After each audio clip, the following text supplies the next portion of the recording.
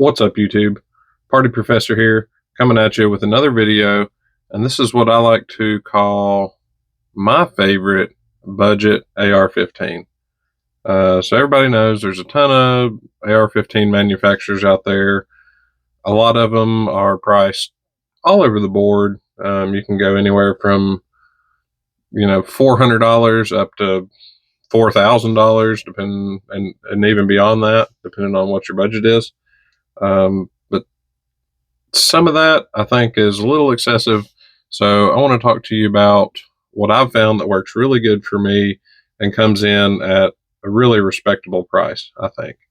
So this gun started off years ago as an upper and lower from Palmetto State Armory. It's a 16-inch barrel with one of their free float handguards. So nothing too special there, but it has been good and reliable. I know, there's the love and the hate with Palmetto. Some people like to bag on it because it's cheap and affordable. Other people love it because it is cheap and affordable. And I'm kind of on that fence. I've got multiple products from Palmetto. I think as far as a lower budget in option, they do the best job as far as getting stuff out the door that's got a pretty good fit and finish on it, and it works.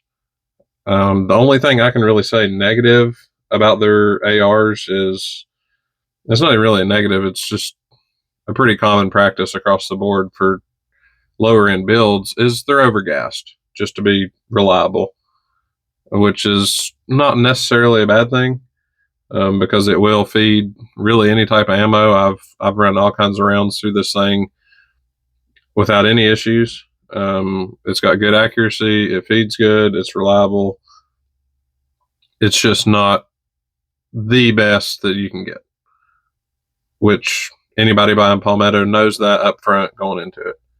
So a couple things I've done to this build and that I think are pretty crucial to having a really solid platform, just all around the board. So this is one of my go-to guns. I use it for 2-gun competitions, run and gun type stuff. It's quick, it's reliable, it shoots really well. The mods I'm going to tell you about virtually delete the recoil out of this thing.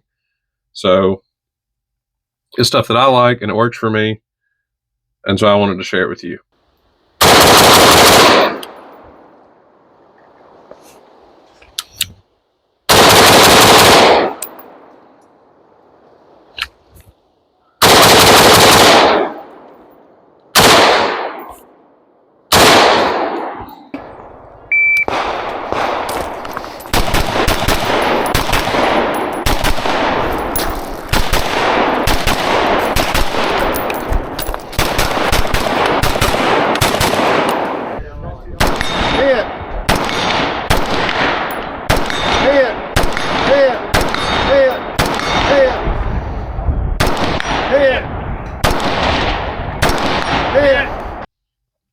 So the first thing is a trigger upgrade. Go ahead and show you this thing is free and clear. Now this is the Larue MBT2. It's their 2-stage trigger, and I love this thing. So this is a really popular trigger for the price point. I'll go ahead and show you. So it's 2 stages, so you've got just a little bit of take up there, and I mean, this is super light. This is less than 3 pounds right here. And so you hit an obvious wall, and then a clean, crisp break right there. Let's see if I can get a reset here.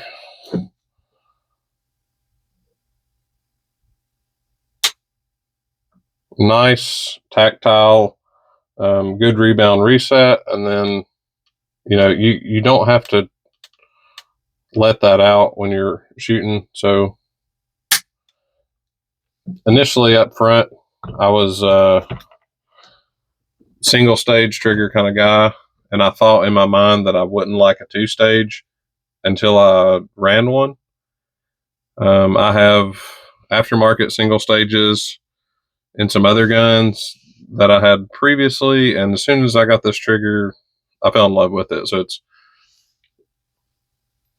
for me, I like having the 2-stage because, on a single stage, there's none of that pre-travel or anything to let you know that it's kind of like a prep stage. So on the single stage, you don't know if you're going to pull it and it shoot, or maybe you left the safety on and forgot. I mean, it's just a wall regardless. And once you pull it, it's going to break or it's not going to do anything. So I like having that 2-stage. It's kind of like a little bit of prep just to let you know, hey, you're about to let this thing rip. And I can run this just as fast and just as quick as any of the light single stage triggers that I have. So don't feel like a 2-stage, is going to limit you on running quick or anything like that.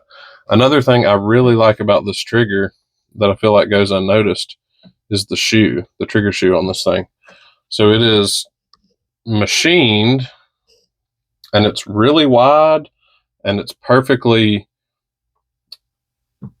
flat. I mean, it's obviously not a straight shoe, but it's good and flat and wide across the front where your finger rests, and it feels really good.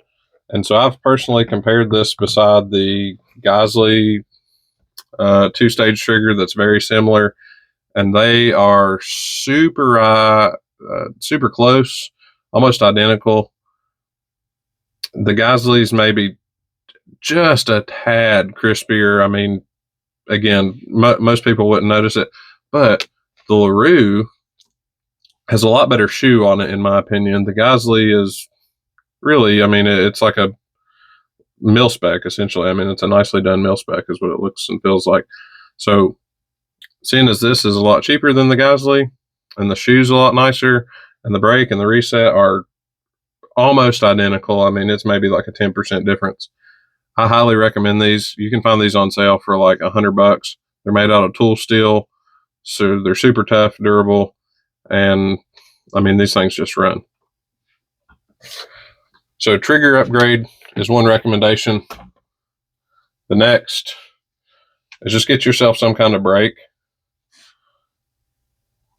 A muzzle brake. I mean, everybody makes these. It really doesn't matter, what brand or type you go with. I mean, they're all pretty similar. They're all going to do the same thing.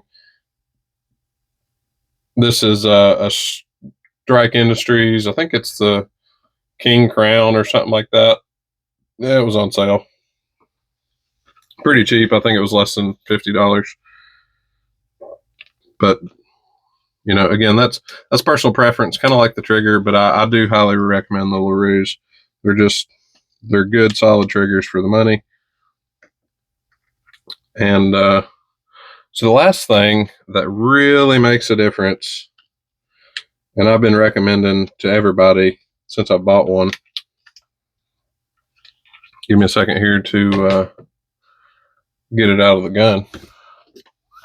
But I'll go ahead and tell you, it's the JP silent capture spring. And so what this does is it replaces your buffer and spring system.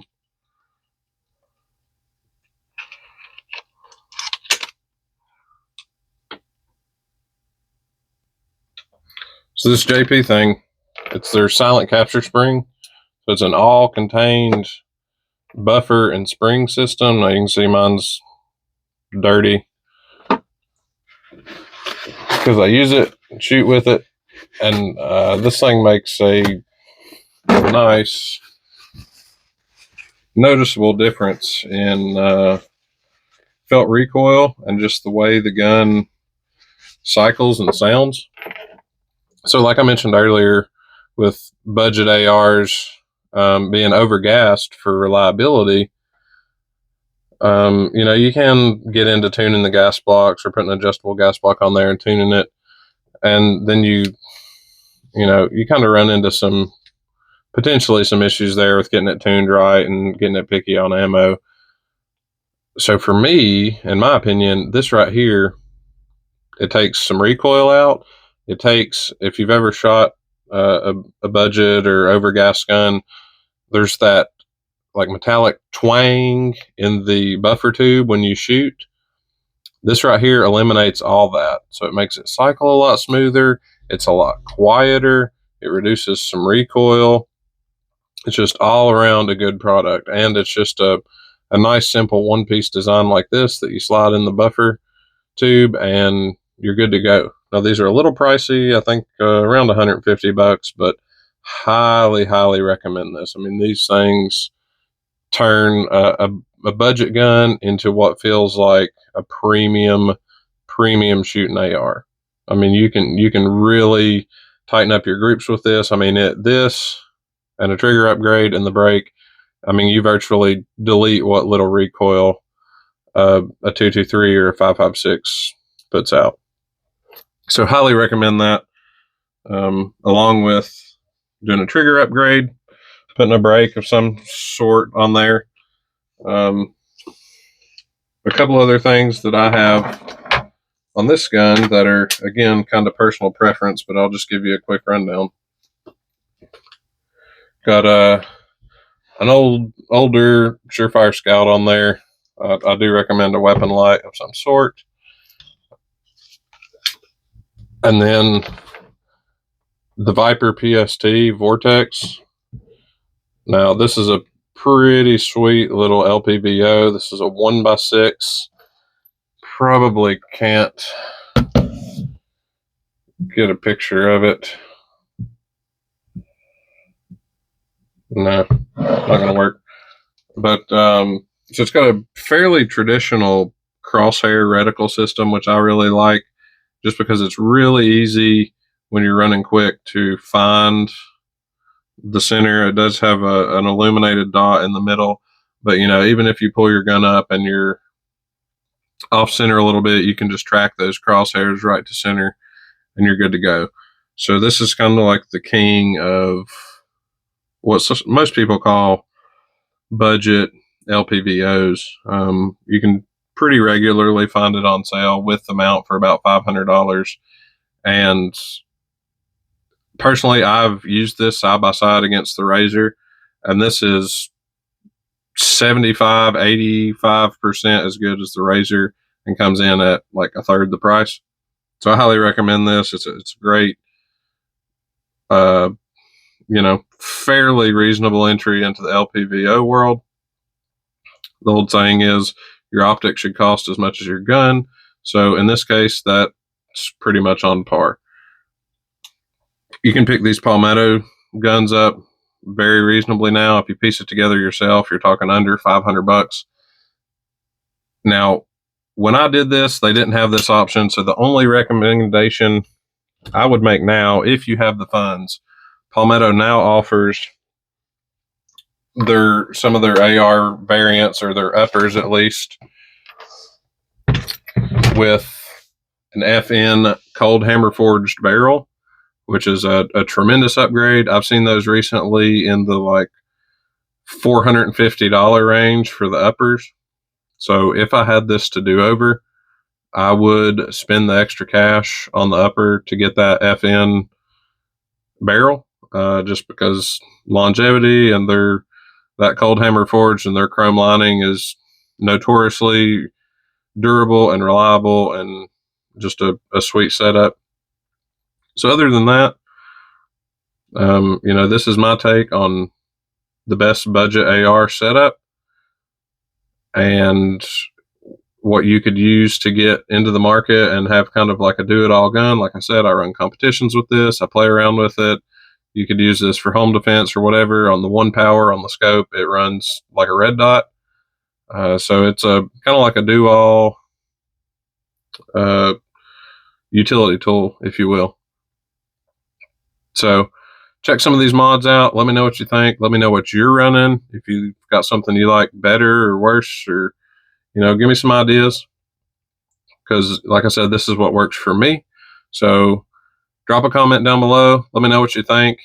if you enjoy the content, please like and subscribe. Trying to grow the channel, get some more videos out for you guys, because I really enjoy doing this. So, as always, thanks for stopping by, and we'll catch you next time.